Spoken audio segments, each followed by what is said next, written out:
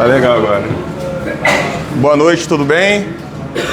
Me apresentar aqui para quem não estava na primeira vez quando a gente veio aqui dar as boas-vindas para vocês, né? Eu me chamo Leonardo Santos, estou aqui no último período, quase nos finalmente aqui para poder me graduar. Acredito aí que tem a maioria do primeiro período, né? A galera que está nos períodos iniciais também, para começar nessa grande jornada que é engenharia civil, no meu caso, no caso de Caio, e dos colegas também, das outras engenharias que acredito que estejam aqui na sala. A nossa oficina de hoje, a gente vai tratar, essa oficina faz parte da disciplina Sistemas Prediais e Domótica. Nós fizemos um projeto aqui, uma proposta de projeto aqui na área na praça de alimentação aqui do Supercampus, segundo andar. Esse projeto, ele consiste numa área de estar, né, numa edificação, uma pequena obra civil ali que a gente está implantando, que é um pergolado, né, para poder aliar o conceito de sustentabilidade, uma área de conforto térmico, também uma área ali para poder valorizar aquele espaço, que é um espaço aberto. Para quem já teve a oportunidade de pegar um verão aqui, é quente ali embaixo, mas é um espaço muito agradável também quando tem muita chuva. E aí, enfim, é um espaço para poder, né, todos nós alunos, professores e a comunidade em geral que frequenta aqui, poder tá utilizando melhor o espaço lá, dependente da hora. E aí parte disso, né, parte da nossa disciplina, é justamente a gente vai tratar hoje sobre a IA na engenharia, eu fazendo em parceria, é um projeto, uma apresentação feita em conjunto do grupo, mas os apresentadores vai ser eu, Leonardo, e Caio, que vai se apresentar aqui na frente justamente nessa parte do Revit. Então a gente vai pegar hoje e fazer a inserção do que não é o futuro, já é o presente. E daqui a pouco já está sendo passado, porque a evolução está cada vez mais, o negócio está correndo cada vez mais. A gente já sabe que eu acho que todo mundo aqui tem um celular, então está todo mundo conectado, nós estamos todos conectados e a gente está mais do que nunca agora. Várias, assim, a gente vai pegar uns exemplos, mas pega Gemini, pega ChatGPT, então a inteligência artificial, que se chama inteligência artificial, mas alguns vocês podem ver lá na frente que não é tão artificial assim, que depende de uma programação, mas aí são outras escalas. Para a gente se ater ao assunto aqui, eu vou mostrar para vocês de uma maneira geral o que é essa tal de inteligência artificial e como a gente pode estar vinculando à engenharia também. Tá todo mundo enxergando aqui, eu estou às vezes na frente, vou sair da frente, vocês vão vendo. E apresentar, né, a gente tem uma empresa incubadora justamente desses projetos, não é só nasceu em outra disciplina, inclusive que a professora Vanessa também fazia parte, era a nossa orientadora lá. E aí fizemos uma empresa chamada Eng Studios, outros colegas nossos até se formaram, e aí nós estamos aqui levando essa empresa. Eu acho que até depois que a gente se formar, quem sabe, né?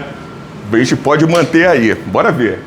E a nossa orientadora aqui, professora doutora Vanessa Silva, coordenadora de Engenharia Civil. E aí a gente vai falar sobre o impacto da inteligência artificial hoje. Pode estar, não sei se está meio ruim o gráfico para mostrar, mas eu vou exemplificar para vocês. De tendência à necessidade estratégica, transformando indústrias e o futuro do trabalho. Essa é a IA. Para vocês terem ideia, é porque está meio ruim, o ChatGPT, para alcançar 1 milhão de usuários, demorou sabe quantos dias? 5 dias somente. Então, para vocês verem, Netflix, por exemplo, para alcançar 1 milhão de usuários foi 3... É porque está ruim, deixa eu ver ali se eu consigo enxergar legal. 3.5. Desculpa. 3. Netflix, que é essa primeira aqui, vou mostrar para vocês, 3 anos e meio para chegar em 1 milhão de usuários. O Airbnb, que é quem aluga apartamento e tudo mais, demorou 2 anos e meio para alcançar 1 milhão de usuários. E o ChatGPT demorou 5 dias. Somente 5 dias foi essa explosão quando o ChatGPT foi lançado em meados de 2017, salvo eu me engano.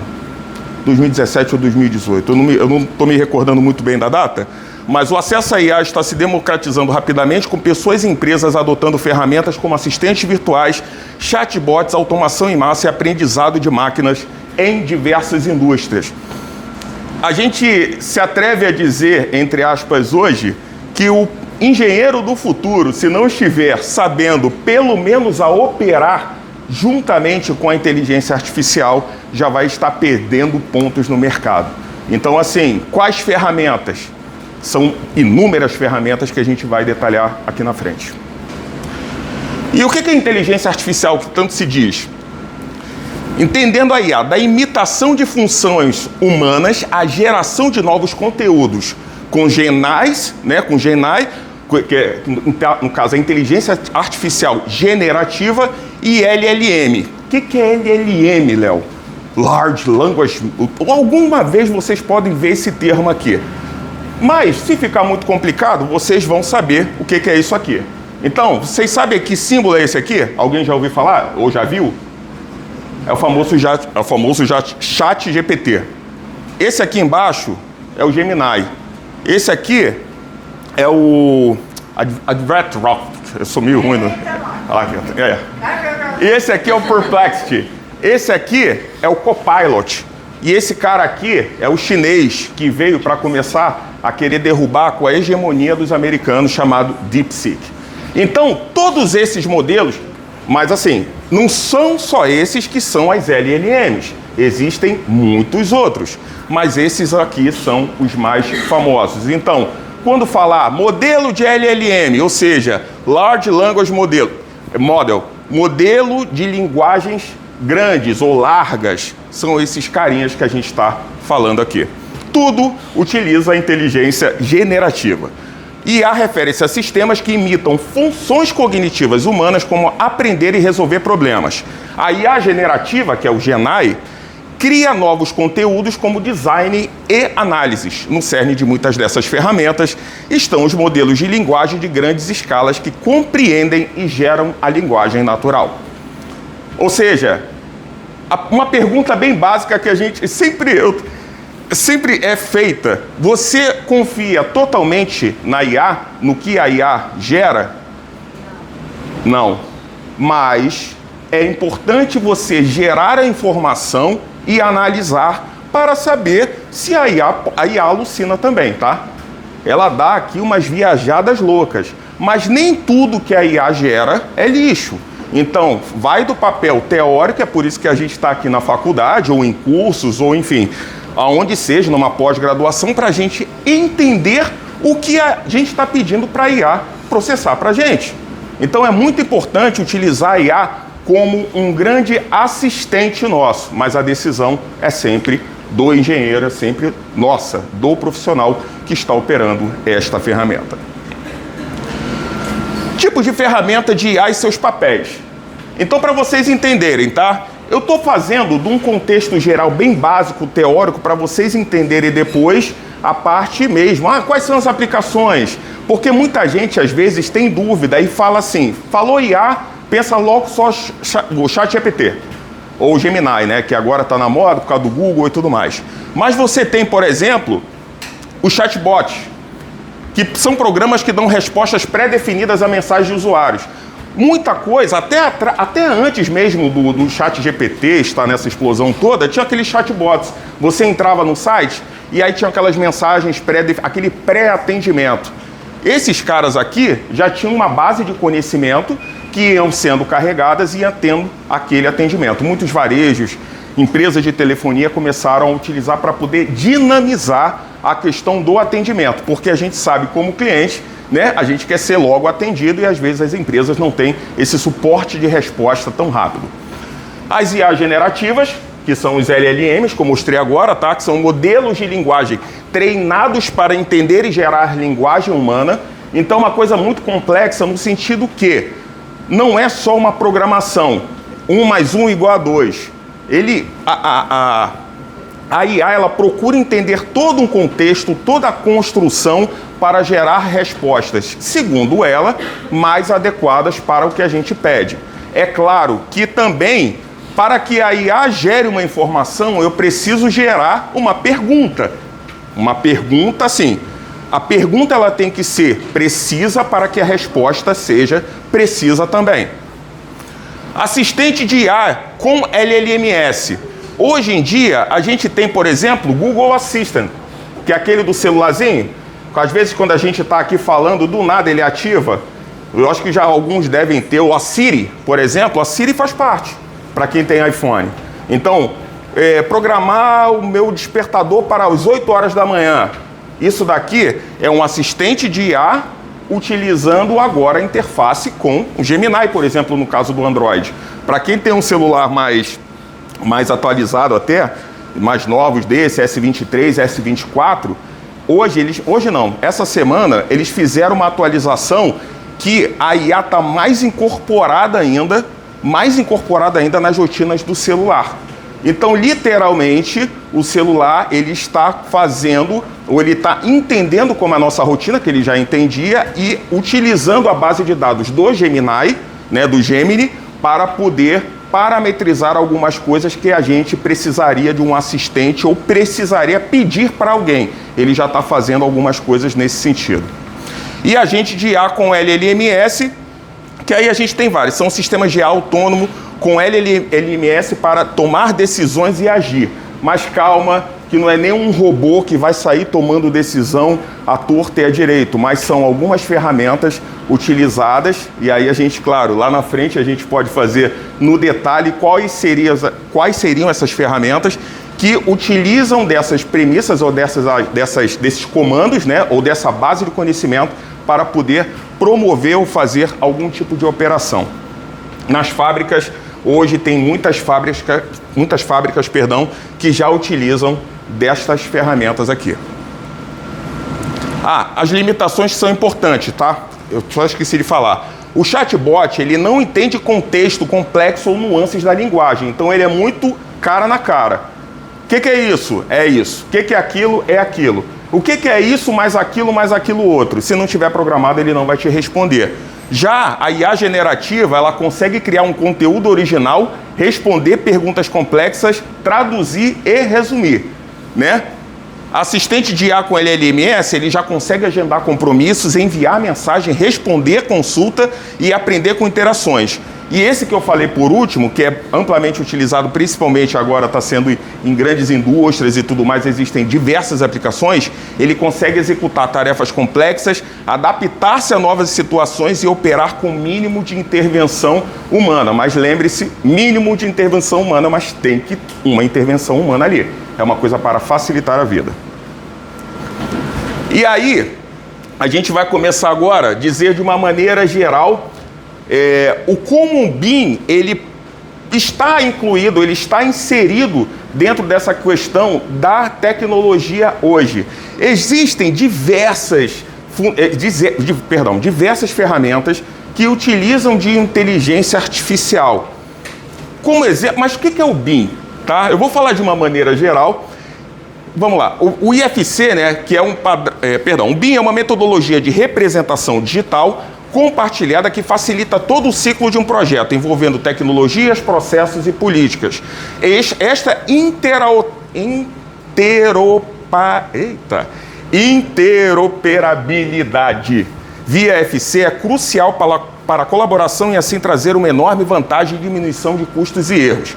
E o que é o IFC? É um padrão internacional, né, para justamente ter esta operação de comunicação, essa tá ruim de sair essa palavra, das informações BIM, gráficas, geométricas e dados, permitindo a transição entre diversas plataformas. É porque não está muito bem claro aqui na projeção, mas é uma comunicação de diversas ferramentas, né? Vamos tentar simplificar nesse sentido, diversas ferramentas que se comunicam, né, para um projeto, por exemplo. Então, eu tenho um projeto de um condomínio, por exemplo. Então, você tem planejamento, você tem o 3D, né, como a professora até falou aqui, o 2D, que é o AutoCAD, você tem diversas ferramentas que elas se comunicam e todo esse pacote de comunicação gera um grande projeto que, se você alterar uma informação aqui, em toda essa cadeia de informação também é alterada. Só que no meio disso, onde entra a IA? Existem hoje ferramentas de IA que aceleram mais ainda este processo de integração. Vou falar um exemplo prático. tem uma ferramenta... Hoje, eu não sei quem tem familiaridade com o Revit, né? Ou com ferramentas como AutoCAD e tudo mais. Vou falar no Revit. Para você fazer, dependendo do projeto, uma renderização, que é você transformar, tornar aquele projeto feio naquele projeto bonitinho, é um projeto de renderização. Dependendo do peso, você vai ter que ter uma super máquina, não é isso, cara? Então você vai ter que ter uma máquina boa pra caramba para poder gerar uma informação para você toda bonitinha, uma renderização. Para vocês terem ideia, como a IA hoje, vou pegar esse exemplo. A IA hoje, ela tem uma ferramenta que ela consegue pegar aquele projeto, renderizar tudo pela nuvem. Ele não utiliza já a ferramenta o hardware, né, do computador. Então, olha o ganho que está se tendo. Então, para você ter, hoje, a pessoa lá vai fazer um projeto, teria que ter uma super máquina. Hoje, o quanto a IA, através daqueles parâmetros, pode fazer essa renderização desse projeto e ali gastar o mínimo possível no computador. Então, uma máquina antiga ali conseguiria fazer, porque tem mais um detalhe. Esse programa, ele faz tudo na nuvem, né? Ele faz tudo, não na tua máquina, mas num servidor. É claro que é pago, né? Mas já é um grande avanço e a IA operando aí junto com o BIM. E usos fundamentais do BIM, né? Potencializados pela IA. Hoje, no projeto generativo e otimização de design, nós temos o Dynamo.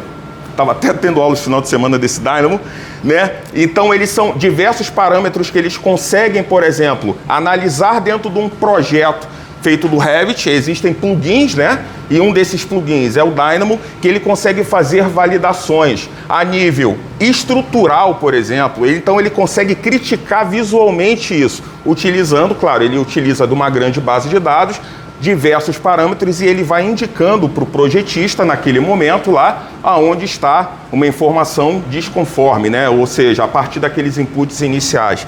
A gente tem a renderização que eu acabei de falar e visualização com IA. O Veras, Lumion e Enscape, se eu não me engano. Enscape. Mas esse Veras aqui que eu estava falando, esse cara aqui vai estar sendo amplamente utilizado, né, por muitos profissionais. É fantástico, a visão ali é muito legal mesmo.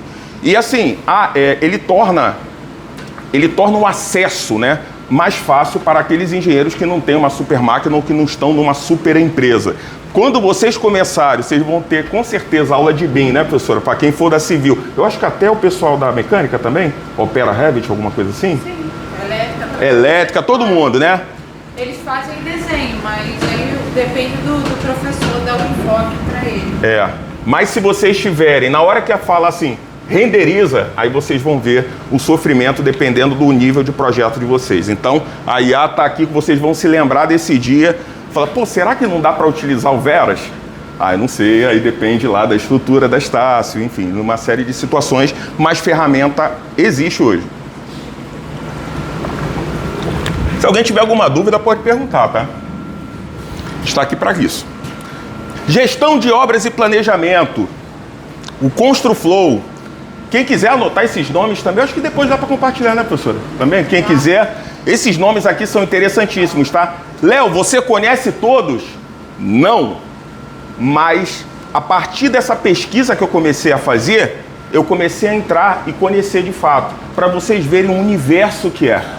Então, assim, coisas que, por exemplo, eu não trabalho muito com gestão de obras e planejamento, mas quando eu entrei nesses, por exemplo, esses dois sistemas que eu botei aqui de exemplo, essa construção é até brasileira. Cara, fantástico. Ela tem ali, ela pega a IA, ela já utiliza, ela já verifica todos os pontos dentro do teu projeto, da tua gestão geral. Ela te faz um panorama completo, uma crítica completa. É claro, sempre lembrando, não, ele vai gerar, mas quem vai validar? Somos nós. Nós validamos. Eles são para ajudar, mas quem valida somos nós. Certo? Então, sempre digo, para quem usa IA para estudar, para o que seja, usem. Eu digo, usem à vontade, mas validem.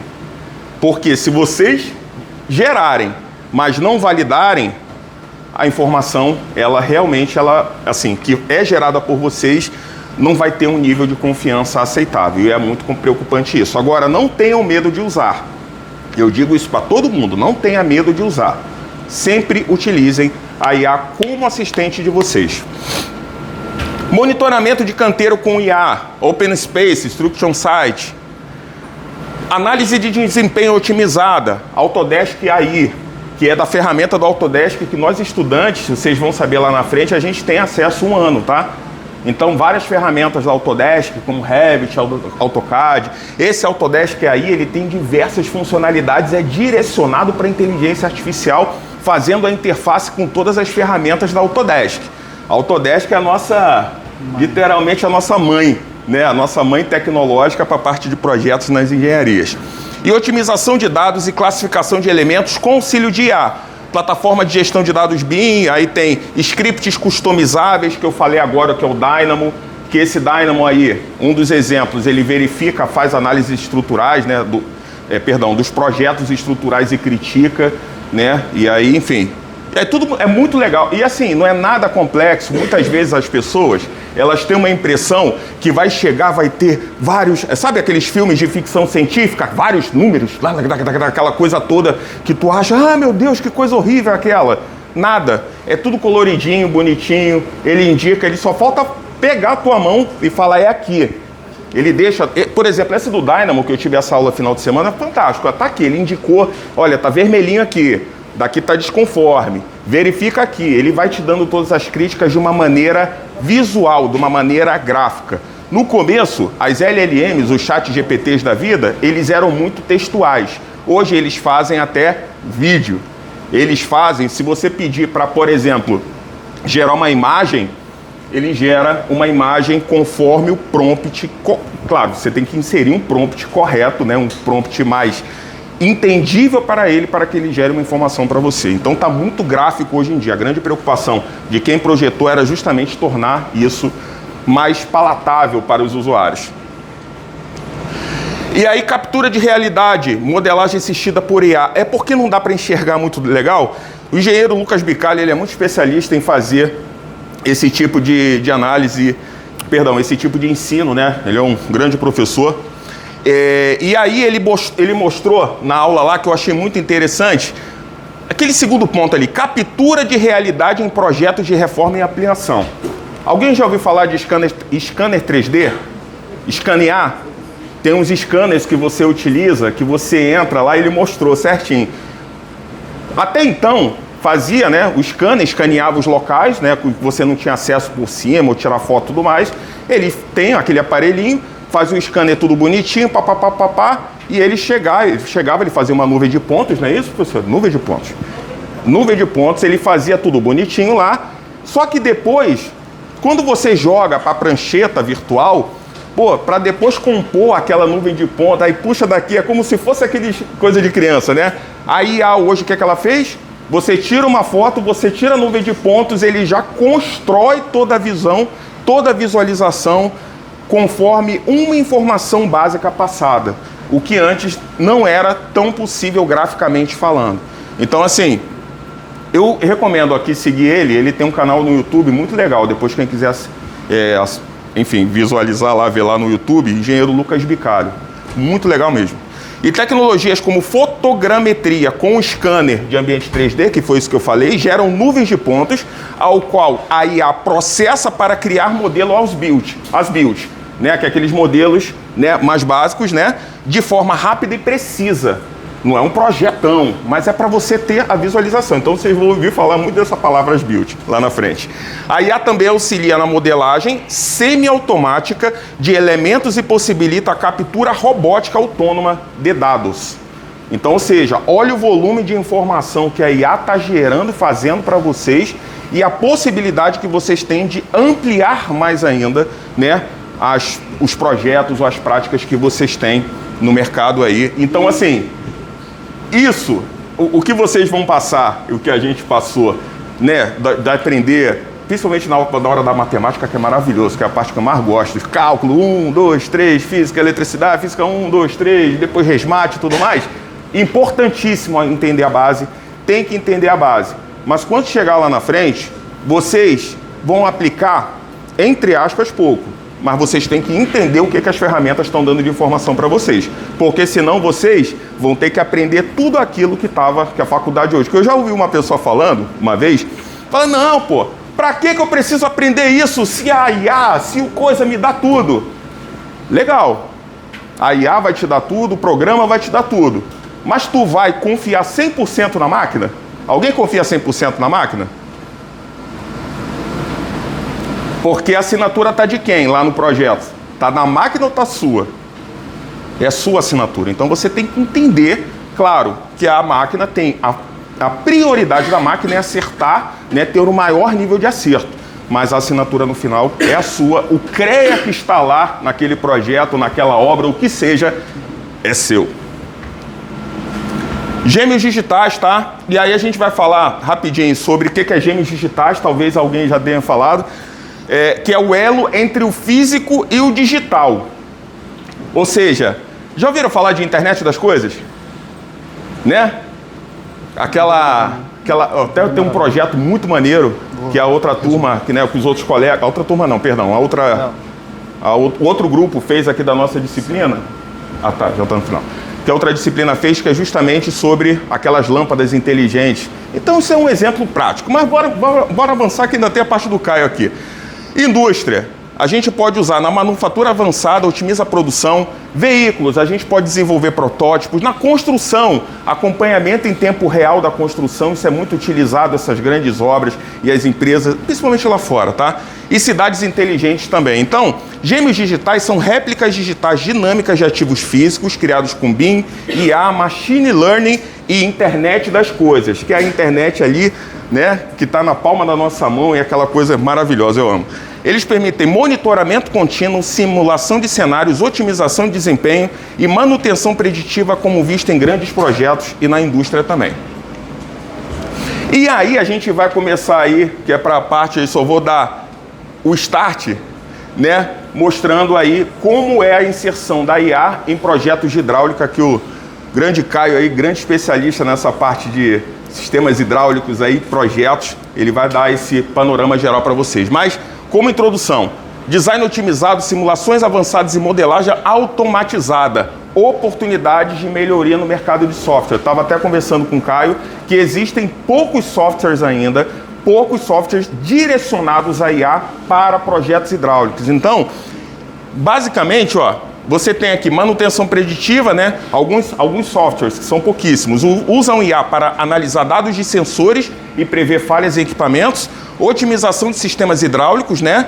Modelagem e simulação de projetos com IA e monitoramento de rede também. Mas são poucos ainda, né? São poucos sistemas prontos, então uma oportunidade até para quem gosta aí de trabalhar com sistemas e tudo mais, né? Para poder ter, porque existe uma demanda enorme que o Caio vai mostrar agora aqui. Atualmente, a integração direta de IA em softwares específicos para projetos hidráulicos ainda está em desenvolvimento. No entanto, muitas ferramentas BIM estão incorporando funcionalidades automatizadas e algoritmos avançados que se aproximam das capacidades da IA. Ou seja, é um grande mercado, mas aí eu vou deixar para o Caio estar mostrando aí sobre a parte de projetos hidráulicos e aí a gente chega depois aí e dá o toque final. Vai lá, Caio. Esse aqui é só... só passando para frente. Isso. Esse aqui. Vai passando para frente, se quiser indicar aí. Tá bom. Bom, pessoal, boa noite novamente. Só dar um breve resumo de como eu comecei a trabalhar com projetos hidráulicos. Em 2018 eu iniciei estágio numa instaladora, né? Onde ela atuava basicamente com retrofit, né? O que é um retrofit? O retrofit é um aperfeiçoamento que você faz. Você pode fazer um retrofit estrutural, você pode fazer um retrofit elétrico, você pode fazer um retrofit hidráulico. Na empresa em específico, né, eu trabalhava com instalações. Não entrei para trabalhar no setor de projetos, e sim de controle e cronograma de obras, mas acabei inserido nesse sistema. Quando é que eu vi a necessidade de usar o Revit, né? Eu já conhecia, mas não trabalhava com. Comecei a acompanhar as obras fisicamente, né, e comecei a acompanhar os projetos. Os projetos eram desenvolvidos em AutoCAD, que é uma plataforma maravilhosa de trabalho para quem está iniciando nessa área. Porém, acompanhando fisicamente, acompanhando de perto a confecção desses projetos, eu comecei a perceber certas interferências na hora da execução.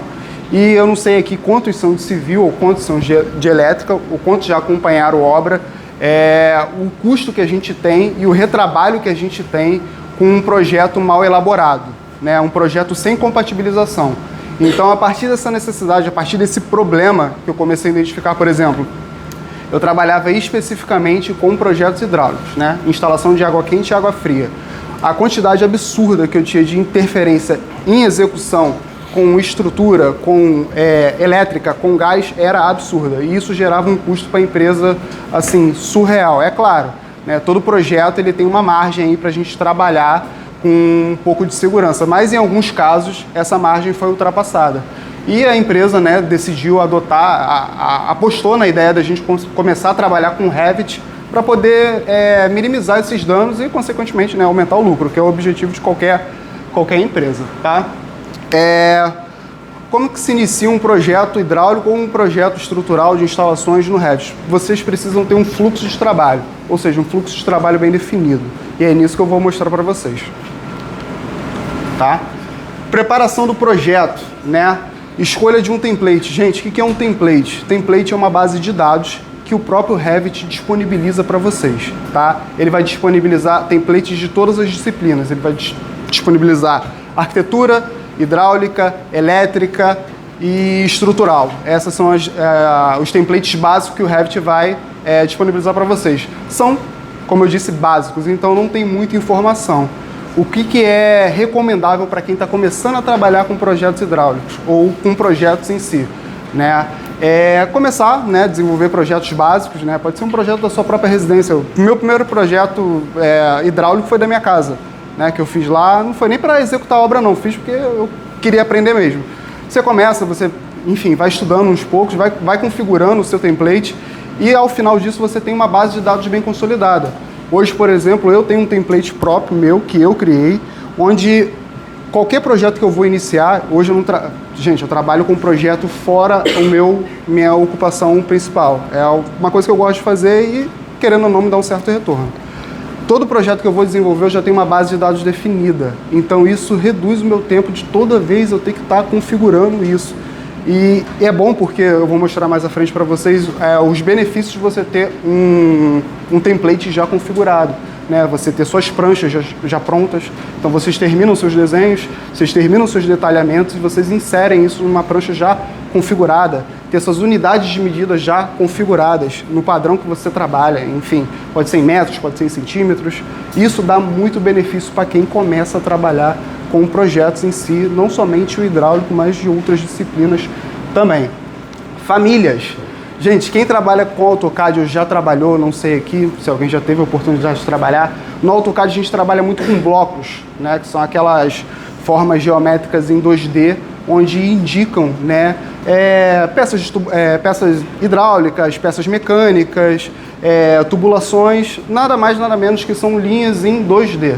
No Revit, isso tem o nome de famílias. Por que são famílias?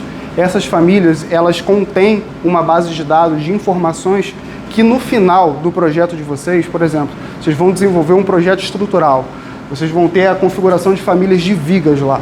Então, vocês vão ter a quantidade de aço que vocês vão usar, vocês vão ter a quantidade de concreto que vocês vão usar, tudo já pré-configurado. Por que isso é bom? Isso facilita quando você for fazer um orçamento no futuro, para o seu próprio cliente ou para a sua própria empresa, no caso.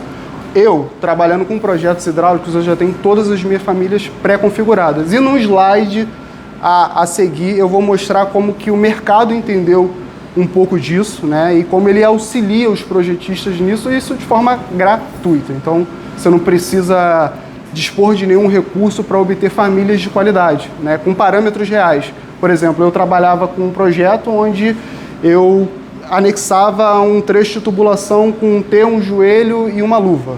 Para quem não conhece, são peças hidráulicas. Esses componentes no Revit, eles têm as mesmas características dos projetos das peças reais. Então, quando você for realmente fazer uma instalação, você não está modelando uma linha 2D, você está modelando uma peça que tem uma funcionalidade mesmo. Então, a probabilidade do seu projeto estar próximo do 100% é muito grande. É claro que vão ter, né, outros fatores que vão influenciar nisso e que vão, enfim, contribuir na confecção do seu projeto.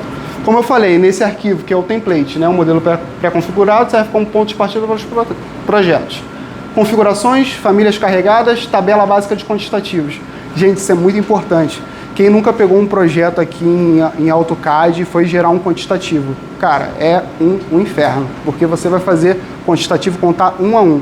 No Revit não, você pré-configura a sua tabela e se você tiver suas famílias bem configuradas dentro do projeto, ele já gera automaticamente. Então, no final do seu projeto, você sabe a quantidade de insumos que você incluiu ali e quantidade de tubulação também, a metragem que você vai usar. Então, isso é muito importante, porque você gera um orçamento com um pouco mais de precisão. É claro, sempre, né? Na engenharia a gente sempre trabalha com uma margem para a gente não ter nenhuma perda, mas assim, a funcionalidade que isso traz, uma tabela de quantitativos bem configurada, cara, é realmente absurdo. Padrões de nomenclatura, você pode trazer os padrões, as normas, você pode incluir no seu projeto e ele está de acordo. Por exemplo, você vai realizar um projeto de aprovação na prefeitura. Tem certas normas específicas, dependendo da prefeitura, que ela exige que o projeto tenha. Você pode configurar isso no seu próprio programa e se você tem uma recorrência no desenvolvimento desse tipo de projeto, você não precisa configurar toda vez. E eu falo isso porque no início eu tinha essa dificuldade, né? Aprendendo a mexer, toda vez eu configurava um template diferente. Acabei que eu fiquei com 15, 20 templates diferentes até que decidi estudar um pouco a mais e configurei um só. Hoje em dia, como eu trabalho mais com hidráulica, eu tenho um template configurado só para isso. Tá? As principais vantagens, né? Acelera o início do projeto, garante a consistência entre os projetos, redução de erros e melhoria na colaboração. Colaboração essa que o Léo mencionou no slide onde a gente falou sobre o IFC. Né? O IFC, gente, ele é um parâmetro global onde a gente pode integrar com outros profissionais. Ou seja, se eu estou trabalhando aqui, eu tenho um modelo IFC, eu posso exportar esse modelo para um cara que trabalha em Londres, por exemplo, ou na Índia. Tanto faz. Ele vai conseguir ter acesso ao meu modelo e ele vai conseguir trabalhar dentro do meu modelo. Ele vai poder, claro, configurar dentro dos padrões e normas do país ou do lugar onde ele esteja, mas ele vai conseguir trabalhar e visualizar o meu modelo sem maiores dificuldades, na verdade. Né? Primeiro passo para quem está iniciando a modelagem, configuração das unidades de projeto. Gente, a importância de você configurar as unidades de projeto, ela altera drasticamente no trabalho final. Porque se você configurou, você está usando a distância em metros e, na verdade, o seu projeto pede uma distância em centímetros, claro que você vai poder trabalhar com conversão de unidade. Mas o trabalho que você vai ter para fazer isso é absurdo. O AutoCAD não permite que a gente faça isso. Né? Ou a gente define lá e vai quantificando. Não. O Revit, ele pré-configura isso para a gente. Então, o primeiro passo quando a gente for iniciar um projeto são as configurações de unidade, né? Que permite uma modelagem correta, quantitativos exatos. Isso aqui, ó, cadê? Custo por área. Quem já trabalhou com arquitetura, não sei se aqui alguém já trabalhou com isso, fazer uma paginação, né? Um projeto de paginação, onde a gente, enfim, faz uma inserção da nova paginação de pisos, uma laje em si. Você configurar isso, você pode trabalhar com algumas empresas parceiras, né, onde você já tem o valor dos materiais que você vai usar e você pode configurar no seu template também. E você vai ter um valor final disso. Eu trabalhei recentemente num projeto estrutural, onde eu recebi o template, né, eu não tenho costume de trabalhar com projetos estruturais, eu recebi um template onde a pessoa já tinha configurado até o valor do cimento, da argamassa, da quantidade de água. Então, quando a gente gerou, né, foi um projeto interessante, a gente desenhou uma laje. Quando a gente definiu a tabela de quantitativos, eu já tinha todos os insumos já pré-configurados para serem enviados à obra. É claro, todos os projetos necessitam de revisão. Eu não sou engenheiro ainda, me formo no final do ano, se tudo der certo. Dará, irmão, dará. Enfim, me formo no final do ano. É necessário que alguém com mais experiência revise esse tipo de projeto. Por exemplo, hoje eu não trabalho sozinho, eu faço a modelagem, como a própria Vanessa disse. Você não é o engenheiro responsável, você é o projetista, então eu só faço o projeto, né? Documentação clara, anotações e cotas precisas, né? Por exemplo, um projeto bem cotado, né, te permite reduzir uma quantidade de erros, né? Porque recentemente fui fazer uma avaliação de um projeto onde o projetista fez a cotação, que é um projeto, um levantamento de drywall errado. E eu não conferi essa cotação, esse levantamento que ele fez. Resumo, eu peguei a quantidade dele e mandei para o orçamento. O orçamento não conferiu, gerou e a empresa comprou. O que resultou? Retrabalho, gasto e um belo de um esporro que eu tomei. Mas, enfim, são... Como foi só um esporro? Esse porque era uma quantidade relativamente pequena, né? Um levantamento de drywall que um projetista fez, eu acabei não conferindo e passou. Então o Revit, ele te permite acabar com certas dores de cabeça como essa. Mas né? a IA poderia te ajudar. A IA poderia me ajudar, verdade. Gente, quando a gente vai começar qualquer projeto de instalações, vocês vão ver ao longo da caminhada de vocês, quem aqui for trabalhar com civil, elétrica, a gente ter parceiros, né? E os nossos parceiros, né, nós que somos de civil e de elétrica, são os arquitetos. Então, a gente só inicia um projeto de instalação a partir de uma referência, e essa referência, ela é o modelo arquitetônico. Eu já tive o desprazer de iniciar um projeto de instalação sem uma referência arquitetônica e isso realmente dá muita dor de cabeça. Porque o arquiteto, ele tem, né, dentro da sua formação, habilidades que eu, como futuro engenheiro, não vou ter. Então, você tendo um projeto de referência, você pode ter um projeto no modelo RVT, tá? Que é o modelo do CAD, ou no modelo, modelo do Revit, ou um modelo DWG, tá bom? Que é o modelo que utiliza o CAD. Tem alguém de engenharia mecânica aqui? Sim. Que trabalha com ar-condicionado? Eu. Então, quem trabalha com ar-condicionado, principalmente ar-condicionado central e faz engenharia mecânica, vai descobrir que se você não tiver um projeto arquitetônico, ou mesmo que tenha, você vai ter que furar uma viga. Exatamente. Né, concretada, já se for uma viga metálica, você vai ter pesadelos com isso. Então, ele está falando do projeto arquitetônico, mas para quem trabalha com instalação, é inferno na terra, porque você vai instalar e descobre que tem a viga e você não pode furar em qualquer lugar. Isso é um problema sério, isso atrasa cronogramas, isso gera muito transtorno. Verdade, amiga? A gente tinha que devolver o desenho, porque uma vez eles só deixaram 30 centímetros para as instalações de refrigeração. Tipo, era uma casa de 2 andares, tipo, 300 metros quadrados. Precisava, tipo assim, de 1,5 metro, né? Pra alguém conseguir entrar e acessar e fazer a manutenção. E eles deixaram 30 centímetros no forno. Para pessoas rastejar. Missão impossível, né? Se basearam no Internet, né? Projeto de climatização. Tem um professor chamado Alan Santos e o outro Rui Raioli. Eles têm umas aulas no YouTube para quem trabalha com Revit maravilhosas. Te passo. Eles são professores realmente de excelência. O engenheiro fazendo a mão mesmo na tua casa. Então, mas hoje em dia para instalações tem o Havac, que é só para parte de ar-condicionado. Cara, é realmente fantástico. Assim. Fala o nome da galera aí? Havac? Havac, Para quem quiser anotar. Havac. Eu vou te passar depois, Alan Santos e Rui Raioli.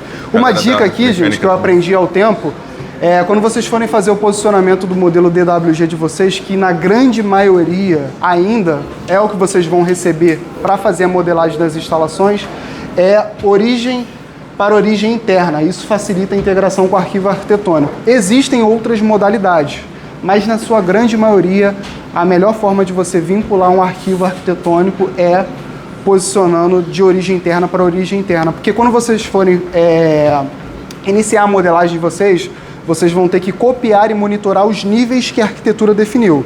Os níveis são primeiro pavimento, segundo pavimento, terceiro subsolo, cobertura.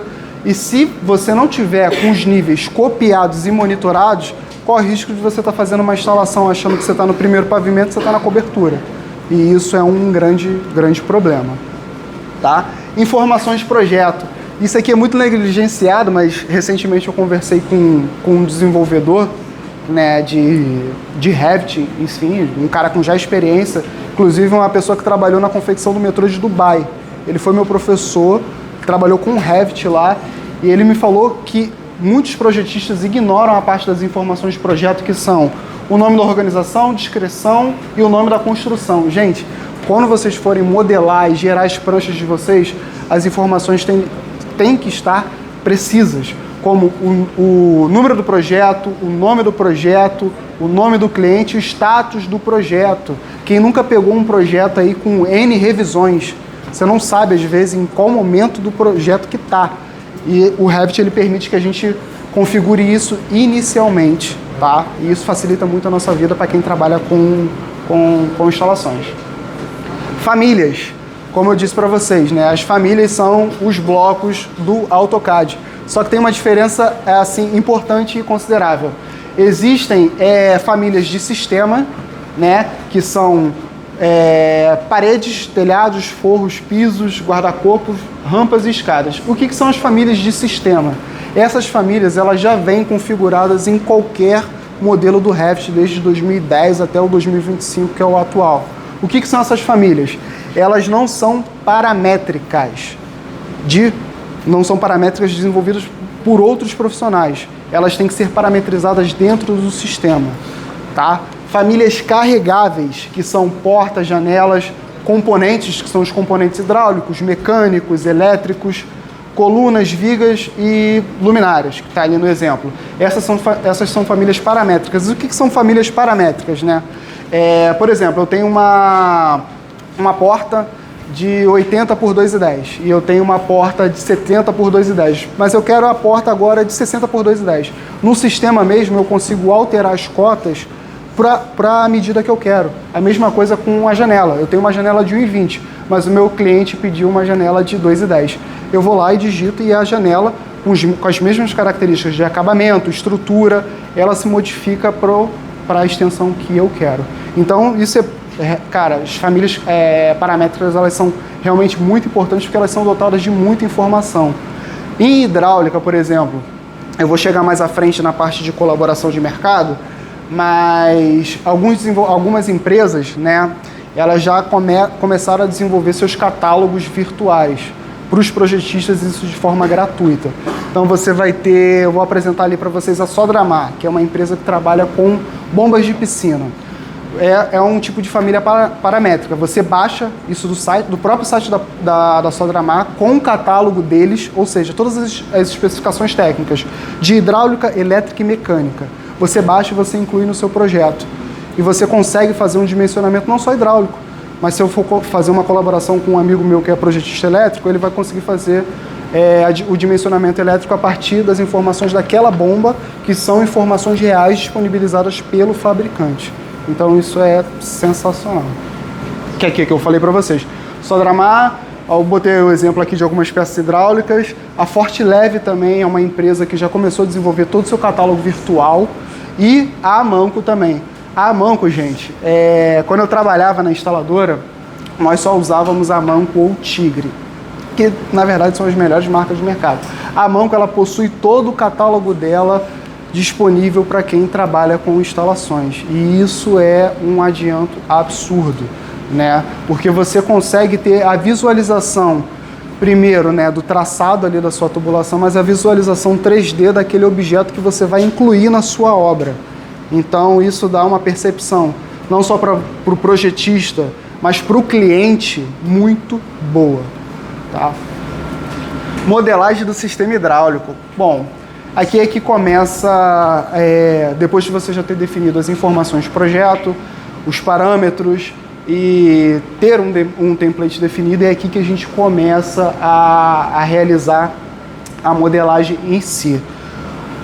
Aqui eu vou ler para vocês, ó. Selecione a tubulação em sistemas, clique em tubulação. Quando você clicar nesse tipo de tubulação aqui, isso aqui foi de um projeto que eu tirei, aqui está tipos de tubo marrom, água fria soldável. Esse tipo de tubulação eu extraí da própria biblioteca da Amanco. Então eu tenho todas as características mecânicas e hidráulicas desse tipo de produto. Se eu quisesse passar para um engenheiro calculista, né, um especialista em hidráulica, se ele quisesse fazer um dimensionamento, ele teria todas as informações reais, né? Você pode iniciar selecionando o tipo de sistema, tem diferenças, tá, gente? Por isso que a gente tem normas que nos orientam a trabalhar com água fria, água quente, esgoto, tá? Água fria, se eu não me engano, é 5626, água quente, perdão, não vou lembrar, esgoto é 8160. Essas normas, a Vanessa me corrigiu uma vez, elas não são obrigatórias, mas elas são uma orientação. Então, quando vocês forem, quem for trabalhar, né, com esse tipo de sistema, você pode incluir também as informações, por exemplo, de orientações da norma no próprio sistema, e que isso é uma vantagem para que você possa trabalhar com uma certa segurança, né? Por mais que você erre no projeto, pelo menos você teve orientação da norma. Aí não é um problema da norma, é um problema seu como projetista. Então isso é uma vantagem também, tá? Você pode aqui escolher o material da tubulação, você pode trabalhar com PVC, cobre, aço. Eu tinha um amigo que ele trabalhava muito com sistema de incêndio, tá? E pro bombeiro, cara, eu não sei quem já teve a oportunidade de pegar uma planta em AutoCAD de um projeto de incêndio, é muita informação. Realmente são várias linhas, vários traçados. E assim, eu particularmente eu fico muito confuso. Mas eu tive a oportunidade com ele de desenvolver um projeto de incêndio, né? Ele praticamente eu o acompanhei. E no Revit, você desenvolver um projeto de incêndio, você tem uma visualidade gráfica muito melhor. Até porque você gera o 3D automaticamente, né? Aqui tá, desenhar as tubulações, né? Um atalho de teclado, né? Você pode configurar seus próprios atalhos, tá? Mas esse atalho é pré-configurado do Revit. Você clica no comando PI e ele já seleciona o tipo de tubulação que você quer, água quente, fria, e você inicia o traçado. Esse ponto aqui eu botei em vermelho porque elevação intermediária era uma coisa que me gerava muita dúvida quando eu ia começar a projetar. Essa elevação ela tá em relação ao nível do piso, tá? Ao nível do seu pavimento ali. Quando você realmente desenha a tubulação, por exemplo, eu selecionei uma tubulação de 75 milímetros, eu quero fazer um traçado de 5 metros. E eu quero que essa tubulação ela faça uma subida, né? E continue, por exemplo. Aí eu vou selecionar, vou clicar no comando PI, vou selecionar o diâmetro da tubulação, que é aqui, 75, vou iniciar o traçado e, por exemplo, eu quero que a minha tubulação suba a 1,80 m. Na elevação intermediária, que está relacionado ao piso, eu vou digitar 1,80 m, ele automaticamente já vai criar o teu joelho e ele já vai subir a tubulação. Se você continuar, ele já vai criar outro e já vai iniciar, como se você fizesse assim, ó. E isso é fantástico. Se você tiver um modelo compatibilizado, por exemplo, com a estrutura, você já consegue ver em tempo real se aquele tubo que você está desenhando, se ele está furando uma viga ou se ele está atravessando um piso ou qualquer outro tipo de elemento. Está dentro do pilar. Ou se está dentro do pilar. Exatamente. Tá? Aqui eu já praticamente falei um pouco do traçado de tubos. Esse aqui é dentro do Revit, né? O Revit ele tem várias disciplinas dentro, né? Tem estrutural, tem elétrica, tem arquitetura. Aqui é a parte só de hidráulica, né? Tubo, marcador de posição de tubulação, né? Você pode pré-configurar os seus tubos, fazendo uma marcação inicial, né? Tubulações paralelas, se eu quero, por exemplo, seguir 2 tubos ao mesmo tempo, eu não preciso desenhar um de cada vez, eu posso configurar isso, tá? As conexões, os acessórios, né? A tubulação flexível, para você que trabalha com ar-condicionado, né? A gente tem aqueles tubos, né? Que faz uma volta. Aqui, serpentinado. Já tem isso pré-configurado também. Isso é bem legal, tá?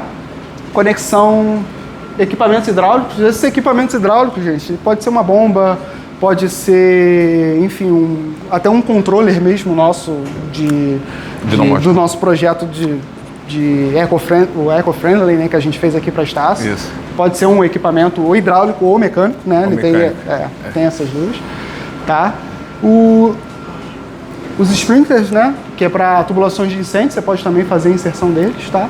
E para você conectar uma peça hidrossanitária é muito fácil, né? Se ela estiver carregada no projeto, tem um atalho CM, né? Ele vai abrir uma tela à sua esquerda e ali vai estar todas as famílias que você já colocou no projeto. Então, se você está precisando de um vaso, por exemplo, para fazer a modelagem do banheiro da sua casa, você vai lá, seleciona o vaso, posiciona ele dentro do layout. Se já tiver pré-configurado na arquitetura, é só colocar aquela família ali e você inicia o traçado da tubulação. Em alguns casos, existem peças, por exemplo, a marca Ducol. Não sei quem aqui conhece, né? Mas Toda casa praticamente tem uma ducol. Algumas peças elas já foram desenvolvidas para serem ligadas em tubulações. Então tem vasos, por exemplo, que você coloca e dentro da própria família já tem um dispositivo para você sair com aquela tubulação de esgoto dali. Então você consegue fazer esse traçado não somente um traçado reto. Se você conseguir fazer um corte, você vai ver a peça, você vai ver saindo e você vai ver a jogada saindo também. A conexão é bem interessante. Tá? E o Léo falou lá no início, eu vou dar uma pincelada rápida aqui, que são os plugins, né? Gente, plugins, eles são nada mais nada menos que extensões que foram desenvolvidas para acelerar o processo de modelagem, tá? Os plugins, eles já são uma parte mais avançada do processo de modelagem, tá? Não recomendo para quem está começando a começar a mexer com plugins, porque vicia um pouco, porque realmente torna a nossa modelagem um pouco mais fácil. Então acho que primeiro quebrar um pouco a cabeça ali, errar um pouco, antes de começar a usar. Eu uso esse aqui, de Roots One. Ele é gratuito, tá? Então você não paga nada para usar. E tem diversas aulas no YouTube que você pode aprender a mexer nisso aqui. Inclusive tem uma engenheira recentemente que ela postou, acho que uma playlist de 30 aulas mostrando como é que mexe no G-Roots e as nomenclaturas, né? Porque ele é em inglês, então confunde um pouco, tá? Tem o Darivabin, que é um engenheiro que desenvolveu um plugin especialmente para instalações, e o plugin dele eu já usei uma vez, a versão gratuita, porque é pago, tá? É muito interessante porque o plugin dele permite exportar do próprio Revit uma tabela em Excel com tudo que você usou. Então, tipo assim, você não precisa, além das funcionalidades que o Revit permite, os plugins eles amplifiam e potencializam a nossa modelagem, tá? Colaboração, mercados e profissionais. Gente, foi o que eu falei alguns minutos atrás. E o que acontece? As empresas elas perceberam, né, a crescente movimentação de profissionais, a aderência ao modelo, aos projetos em BIM. E pensando nisso, eu acho muito interessante que eles não cobram por isso, eles começaram a desenvolver os seus próprios catálogos para projetistas, tanto de instalações hidráulicas como elétrica. Recentemente eu compartilhei com a Vanessa que a Gerdau compartilhou toda a tabela deles de aço para projetistas que trabalham com estruturas, isso gratuito, tá? Então, isso é interessante porque existe uma colaboração entre mercado e profissionais de forma indireta. Por exemplo, essa aqui é uma empresa chamada Top Fusion. Ela fica no sul. Quando eu trabalhava com instalações, em alguns casos a gente usava produtos da Top Fusion. Não eram todos porque é um produto um pouco mais caro, mas a depender do cliente a gente usava. Quando na época a gente desenvolvia, a gente não tinha ainda, é recente, tá? Tem menos de 6 meses que eles desenvolveram o catálogo deles para projetista. Tem todos os sistemas deles para quem trabalha com instalações. Tem a parte de trabalha com um sistema de ar, tubulação, incêndio, elétrico, PEX, que é muito interessante. Tem muitas empresas hoje em dia que adotam PEX, né? Tem para gás? Tem para gás. Para quem trabalha com instalações de gás. para água quente. PEX. Substitui água quente e água fria, mas mais especificamente para água quente, substituindo o cobre lá. A Tigre, que é uma das marcas aí mais conhecidas, a Amanco também, isso é tudo gratuito, tá, gente? É só entrar lá e baixar. Tem para AutoCAD também, tá? Mas quem está querendo migrar ou está querendo iniciar também tem para AutoCAD. Tá. E a Sodramar também, que é a empresa que eu comentei com vocês, que é uma empresa especializada em bombas para piscina e bombas também de recalque, para elevação, para reservatórios e tudo mais. E a parte mais interessante que eu vejo do BIM é a cooperação multidisciplinar, né? Esse modelo aqui é um modelo que eu desenvolvi de um curso, né, que se chama Chalé, do engenheiro Eric Bin, tá? Esse modelo que vocês estão vendo aqui, essa estrutura, essas instalações, ele disponibilizou gratuitamente no YouTube. São mais ou menos 25 a 30 aulas. E eu fiz do início ao fim e eu trouxe aqui para vocês. essas instalações modeladas aqui, elas estão compatibilizadas com a estrutura, tá? Ele não desenhou as estruturas, tá? Ele é especialista em hidráulica, mas ele ensina desde o início, desde o passo a passo para você fazer a inserção da arquitetura, começar a modelagem. Então, para quem quer iniciar, Eric Bin é uma referência. Inclusive, ele foi o responsável pela confecção do catálogo da Top Fusion de famílias. Ele foi o engenheiro responsável que montou todo o catálogo da Top Fusion. E a cooperação multidisciplinar é que, se eu recebo, por exemplo, do Léo um projeto estrutural e eu quero fazer minhas instalações, eu posso tratar através do IFC com ele diretamente, em colaboração, como é que a gente pode melhorar o traçado, como que a gente pode economizar até no projeto e reduzir as interferências, né? Porque uma visualização integrada permite que diferentes disciplinas visualizem o trabalho uma das outras em tempo real, ou seja, quando tem modelos vinculados um ao outro, a partir do momento que eu atualizo eles e eles estão em nuvem, o modelo, por exemplo, do Léo, que me disponibilizou o modelo estrutural, visualiza automaticamente. Então eu não preciso ficar exportando arquivo, mandando para ele, exportando arquivo, mandando para outro. Não, ele visualiza, ele atualiza automaticamente. E isso em CAD também, tá? Quando a gente vincula uma arquitetura, por exemplo, em CAD e realiza todas as pré-configurações corretas, se o desenvolvedor que fez, o arquiteto, por exemplo, realizou uma alteração no projeto, eu consigo visualizar em tempo real também. Então, dentro de todas as funcionalidades do BIM, eu acho que essa é a mais vantajosa, porque o modelo compatibilizado, ele reduz muito retrabalho. E quem trabalha com obra, tem uns amigos aqui que trabalham com obra, a Adriele, por exemplo, a Rosita, por exemplo, sabe a dor de cabeça que é você não ter um projeto compatibilizado, tá? E aqui tem alguns benefícios que eu elequei, né? Redução de erros e retrabalho, otimização do processo de projeto, diminuição de custos e prazo, que para uma empresa vai ser sempre o primeiro pilar, tá? Custo e prazo. Melhoria da qualidade do projeto final e comunicação mais eficaz entre as equipes, tá? E é isso. Para encerrar, gente, fica aí. O futuro da engenharia é inteligente e colaborativo, né? Vocês viram tanta informação nesse tempo e a gente foi falando rápido, tá? Porque se a gente pega no detalhe mesmo, vão dias, anos, séculos, décadas, é muita informação que a gente tem no detalhe.